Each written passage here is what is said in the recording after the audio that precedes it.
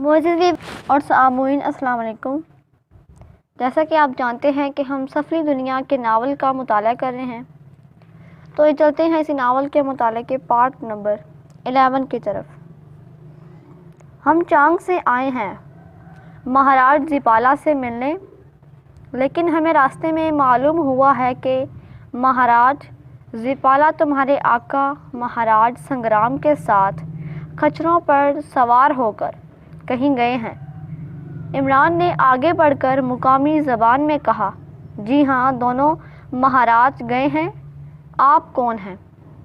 چانگ کے رہنے والے تو نہیں ہیں؟ ایک آدمی نے حیرت سے پوچھا۔ یہ نندنی چانگ کی رہنے والی ہے، جبکہ باقی ہم سب پاکیشیا کے رہنے والے ہیں۔ کیا تم بتا سکتے ہو کہ دونوں مہاراج کہاں گئے ہیں اور کب واپس آئیں گے؟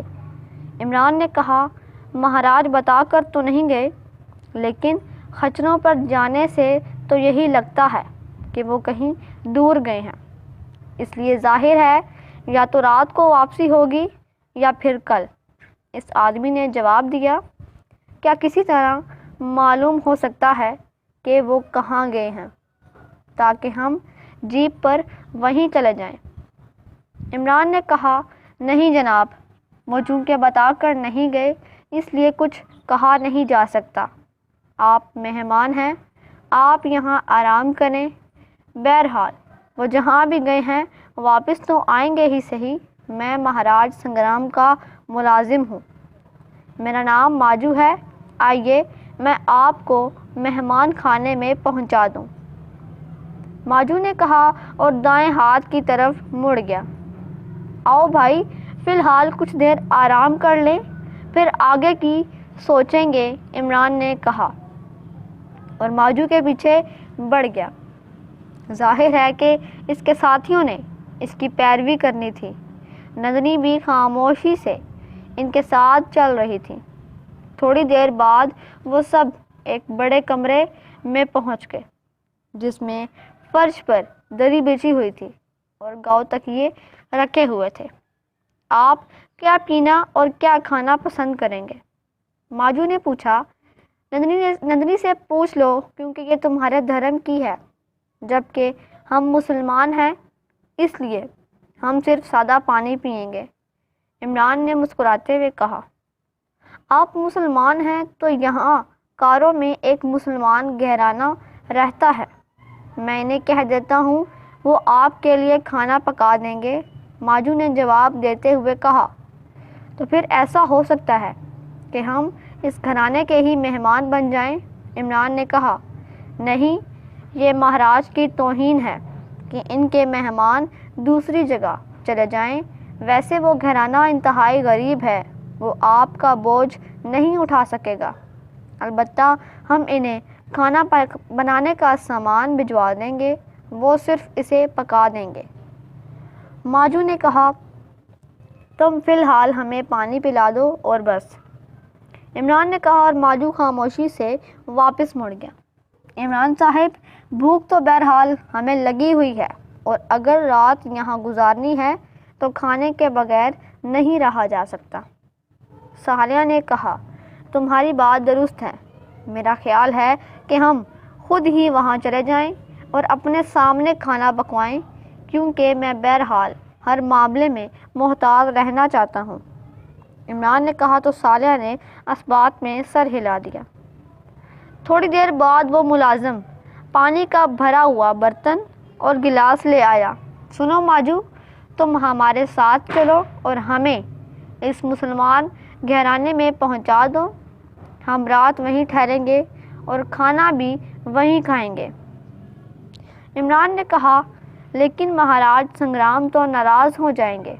ماجو نے کہا، وہ ناراض نہیں ہوں گے، یہ ہمارے دین کا مسئلہ ہے، سمجھیں۔ البتہ نندنی چاہے تو یہاں رہ سکتی ہے، عمران نے کہا، میں بھی تمہارے ساتھ ہی رہوں گی۔ نندنی نے فوراً ہی کہا، لیکن کیا تم وہاں مسلمانوں کا پکا ہوا کھانا کھا لو گی؟ عمران نے کہا، ہاں کھا لوں گی، میں یہاں اکیلی نہیں رہنا چاہتی، میں تمہارے ساتھ رہوں گی، نندنی نے کہا تو عمران نے اس بات میں سر ہلا دیا۔ اچھا آپ پانی تو پی لیں، ماجو نے کہا۔ نہیں، ہم پانی بھی نہیں پئیں گے، عمران نے کہا، اور پھر تھوڑی دیر بعد وہ سب ایک بار پھر جیپ میں بیٹھے، ماجو کو ساتھ لیے مہاراج سنگرام کے احاطے سے نکل کر واپس چوک پر آئے اور پھر وہاں سے دائیں ہاتھ پر سڑک پر آگے بڑھتے چلے گئے۔ قصبے سے کافی ہٹ کر ایک پہاڑی چٹان پر لکڑی کا ایک بڑا سا کیبن بنا ہوا تھا۔ کیبن پرانا اور خستہ تھا۔ کیبن کے باہر 2 پہاڑی بکریاں بھی بندھی ہوئی تھیں۔ یہ ہے جمالو کا گھر، ماجو نے اس کیبن کی طرف اشارہ کرتے ہوئے کہا اور عمران نے اس بات میں سر ہلا دیا۔ کیا کام کرتا ہے جمالو؟ عمران نے پوچھا۔ حکیم ہے، یہاں کے لوگوں کا جڑی بوٹیوں سے علاج کرتا ہے، ماجو نے جواب دیا اور عمران نے کیبن کے سامنے جیپ روک دی۔ مجھے اجازت دیں، ماجو نے جیپ سے اترتے ہوئے کہا۔ تم نے صبح ہمیں اطلاع دینی ہے کہ تمہارا مہاراج واپس آیا ہے یا نہیں، عمران نے کہا اور ماجو نے اس بات میں سر ہلا دیا اور پھر وہ دونوں ہاتھ جوڑ کر انہیں سلام کر کے واپس مڑ گیا۔ عمران کے ساتھی بھی نیچے اتر آئے تھے۔ کیبن کا دروازہ ویسے ہی بند تھا۔ عمران نے آگے بڑھ کر دروازے پر دستک دی تو تھوڑی دیر بعد دروازہ کھلا اور ایک ادھیڑ عمر آدمی باہر آ گیا۔ اس کے جسم پر مقامی لباس تھا۔ وہ جیپ کے ساتھ ساتھ عمران اور اس کے ساتھیوں کو دیکھ کر چونک پڑا۔ اس کے چہرے پر شدید حیرت کے تاثرات ابھر آئے تھے۔ السلام علیکم ورحمۃ اللہ وبرکاتہ، عمران نے مسکراتے ہوئے کہا تو ادھیڑ عمر آدمی بے اختیار اچھل پڑا۔ اس کے چہرے پر حیرت کے ساتھ ساتھ مسرت کے تاثرات ابھر آئے تھے۔ وعلیکم السلام ورحمۃ اللہ وبرکاتہ، الحمدللہ، آخر کار اللہ تعالیٰ نے مجھ گناہگار کی دعا قبول کر ہی لی۔ مجھے بڑی حسرت تھی کہ کوئی مسلمان ملے تو اس سے دعا سلام ہو سکے۔ آئیے، اندر آئیے، ادھیڑ عمر آدمی نے مسرت بھرے لہجے میں کہا اور عمران مسکراتا ہوا اندر داخل ہوا۔ کیبن 2 بڑے کمروں پر مشتمل تھا۔ ایک کمرے میں دری بچھی ہوئی تھی اور گاؤ تکیے رکھے ہوئے تھے۔ ایک طرف پرانا سا صندوقچہ رکھا ہوا تھا۔ دری اور گاؤ تکیے کے غلاف صاف ستھرے تھے لیکن بے حد خستہ اور پرانے ہو رہے تھے۔ آپ لوگ تشریف رکھیں، میں آپ کے لیے دودھ لے آتا ہوں، ادھیڑ عمر نے مسرت بھرے لہجے میں کہا۔ پہلے آپ ہمارے ساتھ بیٹھ کر چند باتیں کر لیں، پھر آپ کا جو جی چاہے لے آنا، عمران نے مسکراتے ہوئے کہا تو ادھیڑ عمر نے اس بات میں سر ہلا دیا اور عمران کے ساتھ دری پر بیٹھ گیا، جبکہ عمران کے ساتھی اور نندنی بھی ایک طرف ہو کر بیٹھ گئے۔ آپ کا پورا نام کیا ہے؟ عمران نے پوچھا۔ میرا نام جمال دین ہے، لیکن یہاں کے کافر لوگ دین کا لفظ نہیں بولتے اور مجھے حکیم جمالو کہتے ہیں۔ آپ کہاں سے تشریف لائے ہیں؟ حکیم جمال دین نے جواب دیتے ہوئے پوچھا۔ میرا نام علی عمران ہے اور یہ میرے ساتھی ہیں، صالحہ جوزف اور جوانا۔ ہمارا تعلق پاکیزیہ سے ہے، جبکہ یہ لڑکی چانگ کی رہنے والی ہے، اس کا نام نندنی ہے، عمران نے اپنے ساتھیوں کا تعارف کراتے ہوئے کہا۔ آپ یہاں کیسے تشریف لائے ہیں؟ کوئی کام ہے مجھ سے؟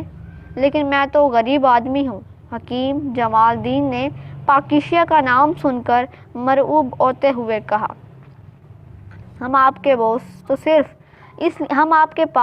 صرف اس لیے آئے ہیں کہ ہمیں بتایا گیا ہے کہ اس پورے قصبے میں صرف آپ کا واحد گھرانہ مسلمان ہے، عمران نے مسکراتے ہوئے کہا۔ جی ہاں، صرف ہم 2 میاں بیوی مسلمان ہیں۔ ہمارا ایک بیٹا ہے جو اپنے بیوی بچوں سمیت شگران کے دارالحکومت میں ملازم ہے۔ اس نے تو کئی بار کہا ہے کہ ہم یہاں سے وہاں اس کے پاس آ جائیں، لیکن ہم یہاں سے جانا نہیں چاہتے کیونکہ ہمارے آباء و اجداد بھی یہیں رہتے رہے ہیں۔ حکیم جمال الدین نے اپنے متعلق تفصیل بتاتے ہوئے کہا، آپ مسلمان کیسے ہوئے اور کب ہوئے؟ عمران نے پوچھا۔ یہاں 20-25 سال پہلے ایک بزرگ تشریف لائے تھے۔ وہ پہاڑیوں میں کسی بزرگ سے ملنے جا رہے تھے۔ وہ ہمارے پاس ٹھہرے تھے۔ ان کا اخلاق و کردار دیکھ کر ہمیں اسلام سے دلچسپی پیدا ہوئی اور پھر ہم انہی بزرگ کے ہاتھوں پر ہی اسلام لے آئے۔ وہ بزرگ واپسی میں یہاں آئے اور 6 ماہ تک رہے تھے۔ حکمت بھی مجھے انہوں نے ہی سکھائی تھی، اب وہ فوت ہو چکے ہیں۔ حکیم جمال الدین نے جواب دیتے ہوئے کہا، ہمارا تعلق پاکیزہ کی ایک سرکاری تنظیم سے ہے۔ چانگ میں سفلی دنیا سے متعلق ایک آدمی زپالہ رہتا ہے۔ اس نے سفلی قوتوں کی مدد سے پاکیزہ کی سلامتی اور تحفظ کے خلاف سازش کرنے کی کوشش کی تو ہمیں اس کے مقابلے پر بھیجا گیا۔ اللہ تعالیٰ نے ہماری مدد کی اور ہمیں اس زپالہ پر فتح ہوئی۔ زپالہ کی تمام شیطانی طاقتیں اس کا ساتھ چھوڑ گئیں اور وہ وہاں سے فرار ہو کر یہاں ایک آدمی مہاراج سنگرام کے پاس پہنچا۔ نندنی بھی اس کی طاقت تھی۔ اس نے ہمیں بتایا کہ وہ یہاں آیا ہے۔ چنانچہ نندنی کی رہنمائی میں ہم یہاں پہنچے ہیں، لیکن یہاں آ کر معلوم ہوا ہے کہ سنگرام اور زپالہ دونوں خچروں پر بیٹھ کر کہیں گئے ہیں اور رات کو یا کل صبح ان کی واپسی ہوگی۔ ہمیں کھانے پینے کے معاملے میں بے حد محتاط رہنے کا حکم دیا گیا ہے۔ اس لیے جب ہمیں معلوم ہوا کہ یہاں ایک مسلمان گھرانہ موجود ہے تو ہم یہاں آپ کے پاس آ گئے۔ اب ہم رات آپ کے پاس گزاریں گے اور آپ ہی ہمارے لیے کھانے کا بندوبست کریں گے۔ رقم کی فکر آپ مت کریں، وہ ہمارے پاس موجود ہے۔ عمران نے اور جیب سے نوٹوں کی گڈی نکال کر حکیم جمال الدین کی طرف بڑھا دی۔ کیا آپ واقعی ہی مسلمان ہیں؟ حکیم جمال الدین نے ہونٹ چباتے ہوئے انتہائی سنجیدہ لہجے میں کہا، الحمدللہ ہم مسلمان ہیں۔ کیوں یہ بات آپ نے کیوں پوچھی؟ عمران نے حیران ہو کر کہا، اگر آپ واقعی ہی مسلمان ہیں تو آپ کو یہ رقم دیتے ہوئے شرم آنی چاہیے۔ ایک مسلمان کے گھر مہمان آئے اور مسلمان مہمان سے رقم لے، یہ آپ نے میرے منہ پر تماچا مارا ہے، مجھے تکلیف دی ہے۔ یہ ٹھیک ہے کہ میں غریب آدمی ہوں، لیکن غریب ہونے کا یہ مطلب نہیں ہے کہ مہمانوں کو کھانا بھی نہیں کھلا سکتا۔ اللہ تعالیٰ کا فضل ہے، اس نے مجھے بہت کچھ دیا ہے۔ حکیم جمال الدین نے غصیدے لہجے میں کہا، میں معافی چاہتا ہوں کہ واقعی ہی مجھ سے غلطی ہو گئی ہے، امید ہے آپ معاف کر دیں گے۔ عمران نے انتہائی سنجیدہ لہجے میں کہا، اسے واقعی ہی احساس ہو رہا تھا کہ اس نے حکیم جمال الدین سے اس موقع پر رقم کا ذکر کر کے اس کی توہین کی ہے۔ اب مجھے معلوم ہو گیا ہے کہ آپ واقعی ہی مسلمان ہیں، کیونکہ یہ بھی مسلمان کی نشانی ہے کہ وہ اپنی غلطی فوراً تسلیم کر لیتا ہے۔ آپ کو یقیناً علم ہوگا کہ جب اللہ تعالیٰ نے شیطان کو سجدے کا حکم دیا تو اس نے انکار کر دیا، اور ایسا کرنے پر اس نے معافی مانگنے اور اپنی غلطی کا اقرار کرنے کی بجائے متکبرانہ رویہ اختیار کیا، جس کی وجہ سے وہ ہمیشہ ہمیشہ کے لیے مردود ٹھہرا دیا گیا۔ لیکن جب حضرت آدم سے جنت میں ممنوع شجر کا پھل کھانے کی غلطی ہوئی تو انہوں نے فوراً اللہ تعالیٰ سے اپنی غلطی کی معافی مانگ لی، اور جس طرح شیطان نے جواز پیش کرنے کی کوشش کی تھی اس طرح کا کوئی جواز پیش نہ کیا۔ یہ واقعی ہی مسلمان کی سرشت ہے کہ وہ غلطی کو فوراً تسلیم کر کے معذرت کر لیتا ہے اور گناہ کا ازالہ کر کے اس سے توبہ کر لیتا ہے۔ غلطی کو محسوس کرنے کے بعد اس پر اڑ جانا اور اس کے لیے اس پر اڑ جانا اور اس کے لیے جواز بنانا شیطانی فعل ہے۔ بہرحال آپ تشریف رکھیں، میں آپ کے لیے کھانے کا بندوبست کرتا ہوں۔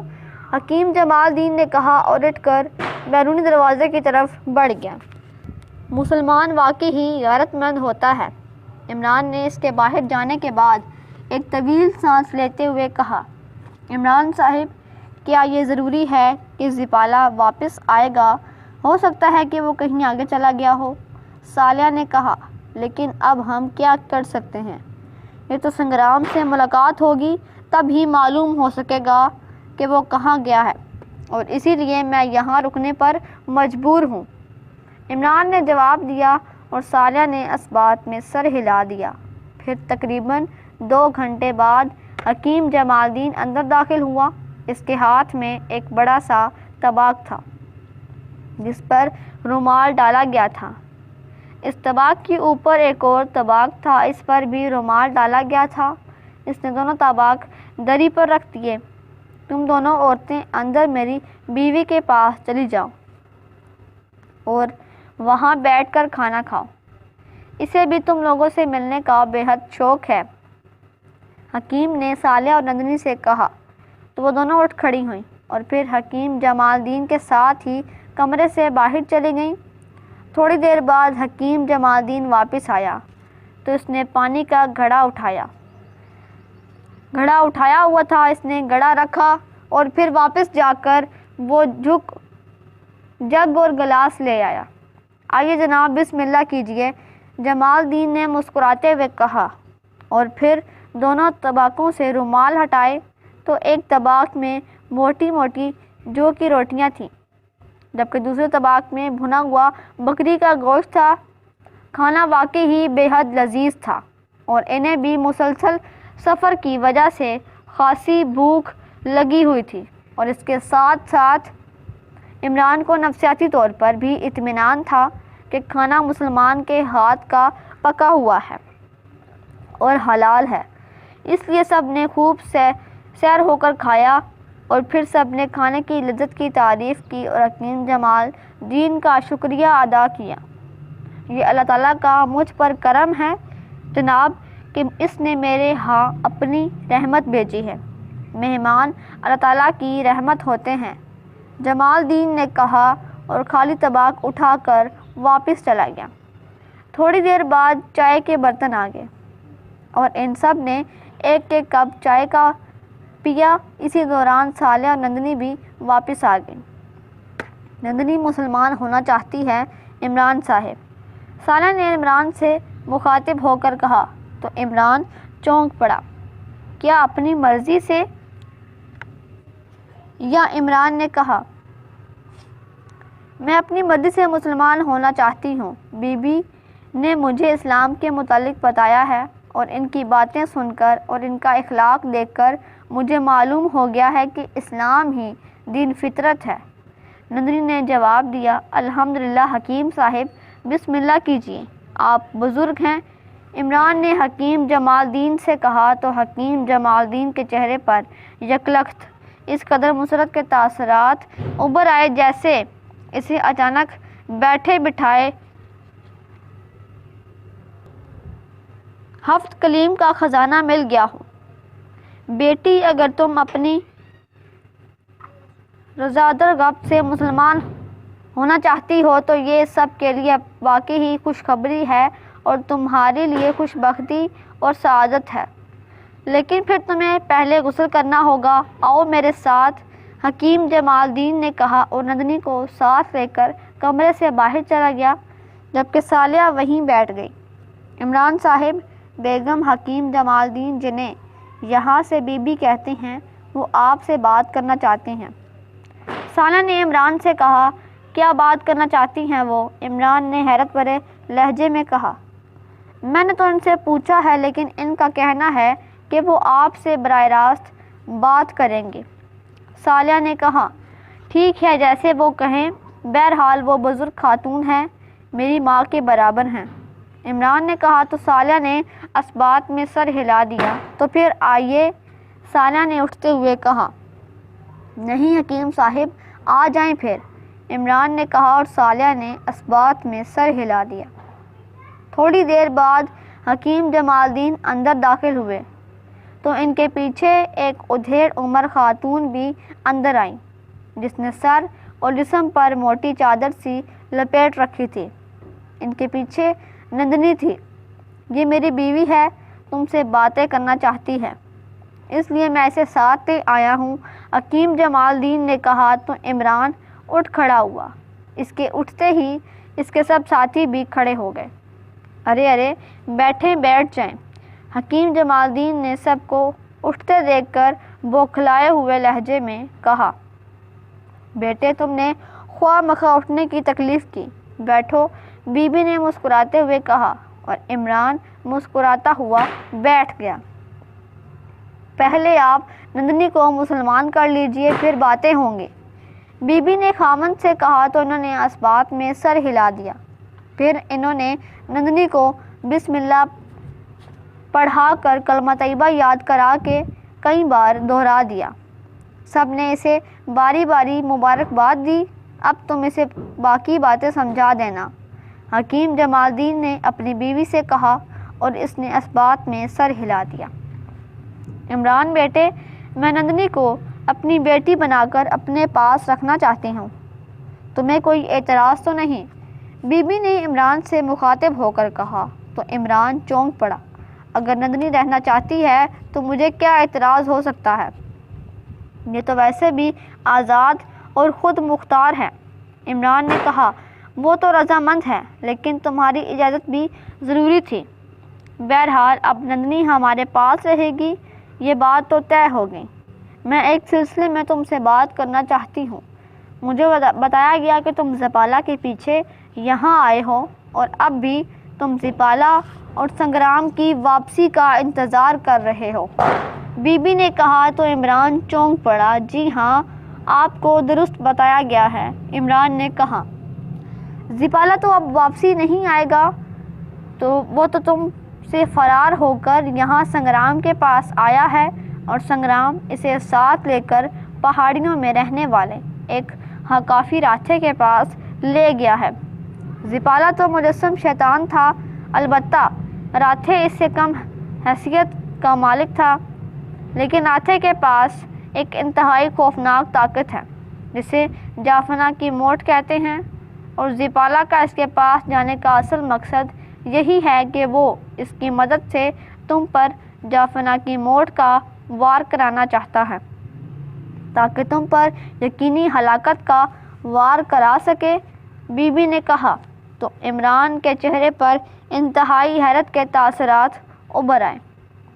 آپ کو یہ سب کچھ کیسے معلوم ہو گیا؟ عمران نے حیرت بھرے لہجے میں کہا تو بی بی مسکرا دی۔ اللہ تعالیٰ کی رحمت اور کرم صرف مردوں کے لیے ہی مخصوص نہیں ہے، عورتیں بھی اس کی رحمت اور اس کے کرم سے یکساں مستفید ہوتی ہیں۔ میں ٹانگ کے صوفی اغفاف جیسی نہ صحیح لیکن بہرحال اللہ تعالیٰ کا مجھ پر بڑا کرم ہے، بی بی نے کہا تو عمران نے اثبات میں سر ہلا دیا اور سیدھا ہو کر بیٹھ گیا۔ یہ تو اللہ تعالیٰ کا مجھ پر کرم ہے اور میں اس کا جتنا بھی شکر ادا کروں کم ہے کہ وہ قدم قدم پر میری رہنمائی کے لیے آپ جیسی شخصیتوں سے مجھے ملواتا ہے، اور یہاں آنے کے بعد میں ذہنی طور پر واقعی ہی بے حد پریشان تھا، کیونکہ آگے مجھے کوئی راستہ نظر نہ آ رہا تھا اور آپ کے متعلق تو میرے وہم و گمان میں بھی نہ تھا، اور نہ ہی حکیم صاحب نے اب تک کوئی بات کی ہے۔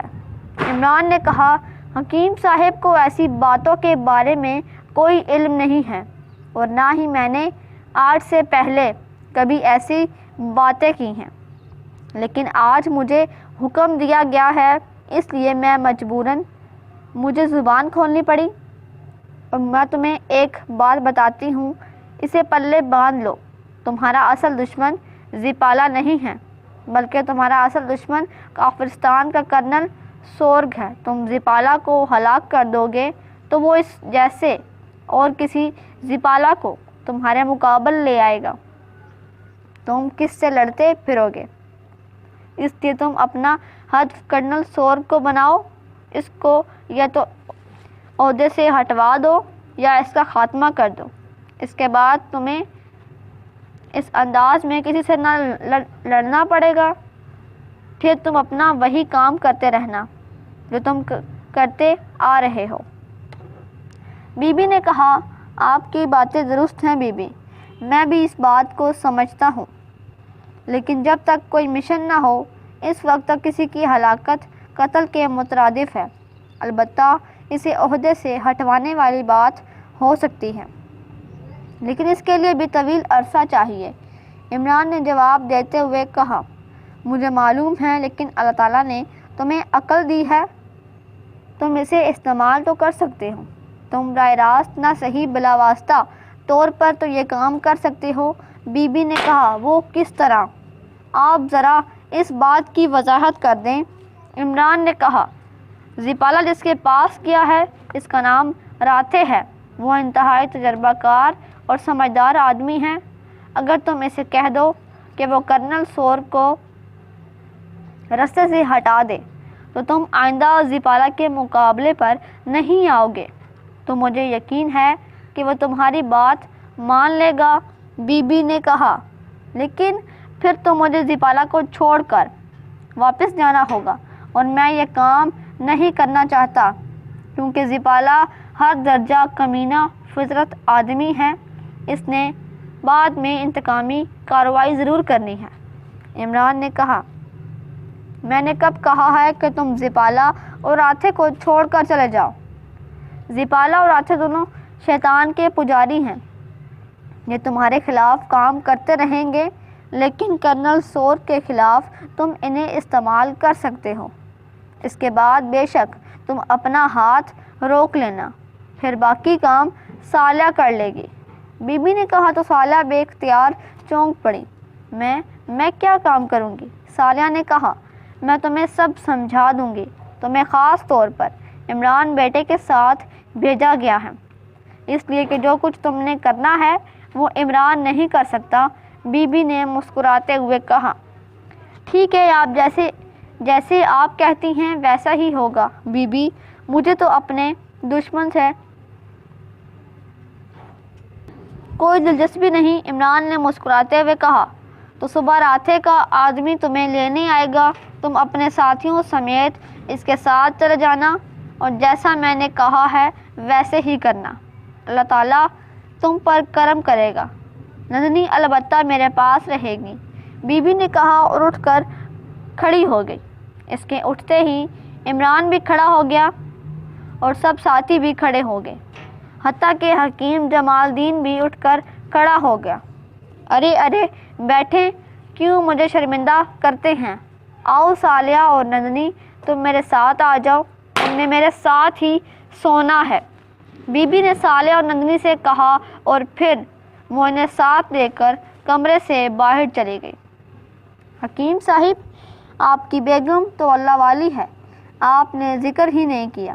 عمران نے دوبارہ اٹھتے ہوئے حکیم صاحب سے مخاطب ہو کر کہا، بی بی نے آج سے پہلے کبھی اس طرح اپنی روحانیت کا کھل کر مظاہرہ نہیں کیا، اس لیے میں نے بھی کبھی کوئی بات نہیں کی۔ بہرحال اللہ تعالیٰ کا کرم ہے، اس کا جتنا بھی شکر ادا کیا جائے کم ہے، حکیم جمال الدین نے کہا، اور عمران نے بے اختیار مسکرا دیا۔ کوئی بات بن گئی مہاراج، سنگرام نے زپالہ سے مخاطب ہو کر کہا۔ صبح کا وقت تھا اور وہ دونوں اکیلے ایک کمرے میں بیٹھے ہوئے تھے۔ رات کو ان کی ملاقات نہ ہو سکی تھی۔ کیا بتاؤں سنگرام، قسمت کی باتیں ہیں۔ بہرحال میں نے راتھے کو اپنا گرو مان لیا ہے، اب میں ان کا چیلا ہوں، زپالہ نے قدرے افسردہ لہجے میں کہا۔ کیا مہاراج، راتھے نے خود خواہش ظاہر کی تھی؟ سنگرام نے جواب دیا، ہاں، مجھے اپنی شکتیاں واپس نہ ملتی، اس لیے ایسا ہونا ضروری تھا۔ زپالہ نے کہا، لیکن مہاراج، تمہیں تپسیا کر کے بھی تو اپنی شکتیاں واپس لے سکتے تھے۔ سنگرام نے کہا، دو باتیں یاد رکھنا سنگرام، ایک تو یہ کہ مجھے بہت طویل عرصہ چاہیے اپنی شکتیاں واپس لینے کے لیے، دوسری بات یہ ہے کہ باقی شیعہ میرے پیچھے لگے ہوئے ہیں، جبکہ راتھے کو گرو مان کر میں دونوں کام اکٹھے کر لیے ہیں۔